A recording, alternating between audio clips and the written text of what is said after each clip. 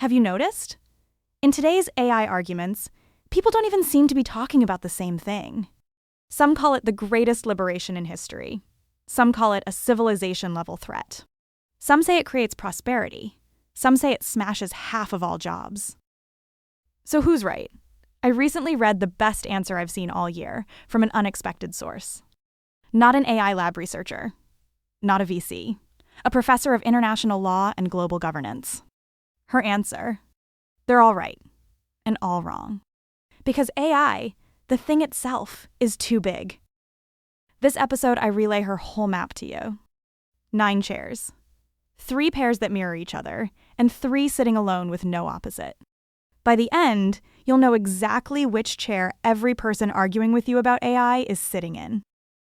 Introductions. Anthea Roberts, professor at the Australian National University. The essay ran in Noema magazine. She borrows a concept from philosopher Timothy Morton: the hyperobject. Something spanning so much time, space, and domain that no single viewpoint can see it whole. Climate change is the prototype. AI is the newest one. Pinning the disclosure.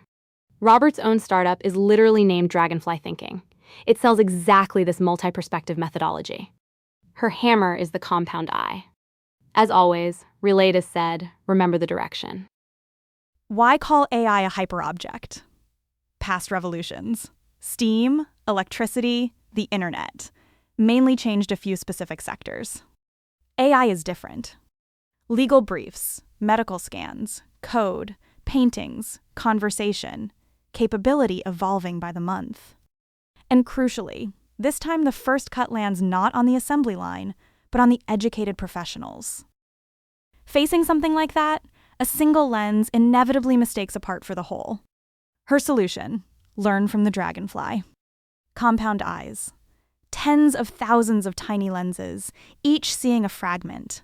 Together, nearly every direction at once. 9 chairs. Let's lay them out. Mirror pair 1. The builders versus the displaced. In the builder's chair, Altman, Hassabis, Jensen Huang. Altman's essay, The Intelligence Age, promises accelerated science, democratized expertise, and prosperity that makes today's wealth look trivial. It's not all hype. AlphaFold won the 2024 Nobel Prize in Chemistry, something a generation of structural biologists couldn't do. And believers aren't just in Silicon Valley. Pew surveyed 25 countries in 2025. The most AI positive were India, Kenya, Nigeria. The most cautious, the US, Australia, Italy.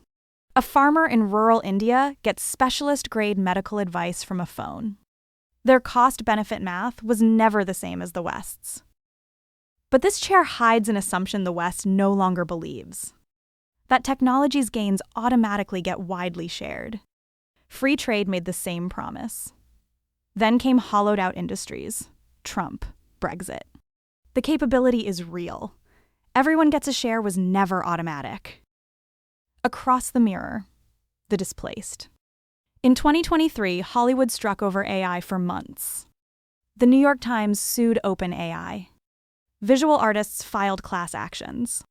And this wave of anxiety is different from every previous one. The jobs at risk are lawyers, accountants, analysts, journalists, programmers. People went to college precisely to get the jobs machines couldn't do. And a job gives you far more than a paycheck. Structure, purpose, identity, community. The sharpest cut is this line. These AI systems were trained on the creative output of the very people they displace. First, your work trains the system. Then the system takes your work. Pinning 2 numbers. MIT economists studied 1,000 years of technological change. Conclusion: innovation benefiting workers has never been automatic. It was always fought for through institutions. In that famous 2023 Goldman Sachs report, builders cite it saying AI lifts global GDP 7%. The displaced cite the same report. 300 million jobs face automation. 1 report, 2 lives. Mirror pair 2. Geopolitical hawks versus power critics. What's interesting? They're looking at the same fact. On the hawk side, Aschenbrenner's 165-page situational awareness reads like a leaked briefing. Superintelligence before 2030, and the first nation to build it gains compounding, unshakable advantage. Schmidt keeps warning America must not lose. The $500 billion Stargate program is the government accepting that frame. But geopolitics has a second, buried dimension. For most countries, the question isn't who wins between the US and China. It's how to avoid total dependence on either. Europe pushes digital sovereignty. India builds local models. The UAE plays hub between camps. Kai-Fu Lee's warning: a duopoly, with everyone else reduced to data colonies. Across the mirror, the power critics. Meredith Whittaker, after a decade plus at Google. Never in history has computing and economic power been this concentrated in companies accountable to no one. The deepest layer is democratic infrastructure decaying. Bot comments drowning regulatory processes, AI drafting legislation, and faking public opinion at scales humans can't match. The channels citizens use to challenge power, failing. One fact: a handful of companies control frontier AI. Hawks say, empower them, national champions. Critics say, constrain them. And the critics ask the sharpest question in the whole essay. If the prize for winning the race is becoming the thing you set out to fight, what exactly was winning for? Mirror pair 3. Disruptors versus truth guardians. The disruptors' lineage is fascinating. 60s counterculture energy moved into Silicon Valley. Counterculture became net culture, became corporate culture. By 2024, a 16Z-backed Trump, the tech right took shape. Musk branded Grok anti-woke and built Doge. Biden's vision was government governing AI. Here, the relationship flipped. AI governing government. To be fair, the disruptors are right more often than their critics admit. Legacy institutions really are slow, unrepresentative, unaccountable. But the essay adds a twist of the knife. A 16Z manages over $90 billion. Anti-establishment rhetoric from the top of the power structure isn't liberation.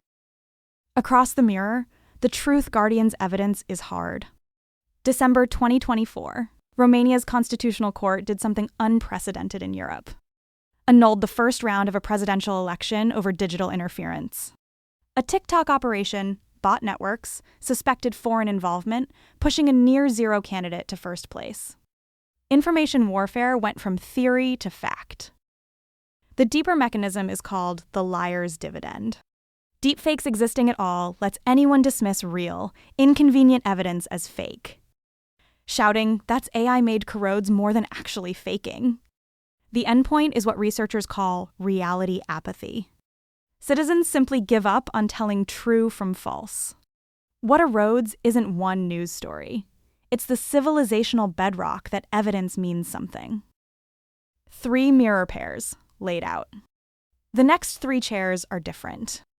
The losses they see have no offsetting gain across the aisle. Chair 7, the environment. AI has been marketed as weightless and cloud-born. The numbers have weight. Pinning the original figures. Peer-reviewed estimates. 2025 AI carbon footprint, 32 to 80 million tons, roughly New York City's annual emissions. Water, 312 to 765 billion liters, about the world's yearly bottled water. The bitter irony is the Jevons paradox playing out live. DeepMind cut Google's data center cooling energy by 40%, and Google's own report shows total emissions up 48% versus 2019. Efficiency up, total consumption up more. Every other chair either ignores this bill or files it under externalities. And the people who do care don't yet have the political muscle. Chair 8, safety. Hinton spent a lifetime building deep learning's foundations. In 2023, he left Google, worried about his life's work. Weeks later, he co-signed the statement ranking AI extinction risk with pandemics and nuclear war. Notice, the people who built this are the most alarmed. And this chair's logic is structurally unique. Every other outcome is, in principle, reversible. Bad policy gets fixed. Wrong turns get corrected. This chair says, past a certain capability threshold, we may permanently lose the ability to correct course. Chair 9. The humanists.